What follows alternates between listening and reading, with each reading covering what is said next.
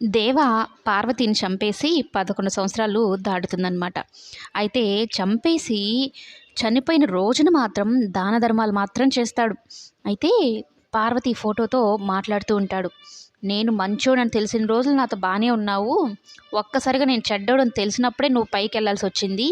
నాకిప్పుడు ప్రతి సంవత్సరం నీ నీ దినం రోజు నేను దాన ధర్మాలు చేసుకుంటూ కొంచెం ప్రశాంతంగానే ఉన్నాను. కానీ ఈరోజు మాత్రం టెన్షన్‌గా ఉన్నాననేటిది చెప్పుకుంటూ ఉంటాడనమాట. ఇంతలో మహి అలాగే పెళ్లి కాని పరిమళ వస్తారనమాట. మన మధ్యలోకి ఎవరొచ్చినా గూడా బావమరిది గారు నాకు భయంగా ఉంటుంది అన్నట్టు చెప్తుందనమాట ఒక బల్లిని చూసి. అంటే ఎవరొస్తున్నారు అంటే నాగవల్లి ఇప్పుడు వస్తుంది కదా! తన బావ అంటే తనకి చాలా గౌరవం. వాళ్ళ అక్కని చాలా ప్రేమిస్తాడని. ఇక వచ్చినప్పటి నుంచి ఈమెకి దూరం అయిపోతాడేమో బావమరిది గారు అన్నట్టు భయపడుతూ ఉంటుందన్నమాట. అయితే మరోవైపు బాలరాజు సరళకి పెద్ద ట్విస్ట్ ఇచ్చాడు.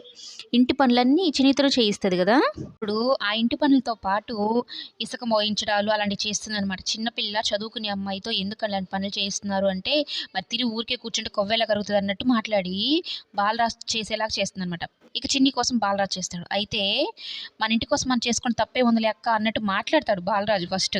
మనిల్లేంటి మనిల్లు, మా ఇల్లు అని చెప్తుంది. ఇది ఎవరిల్లో నాకు తెలుసు కావేరి ఇల్లు. కావేరి ఇల్లు అంటే నా ఇల్లే కదా! నా ఇంటి కోసం నేను చేసుకుంటే తప్పేముంది? చాకరీ ఎలా అవుతుంది?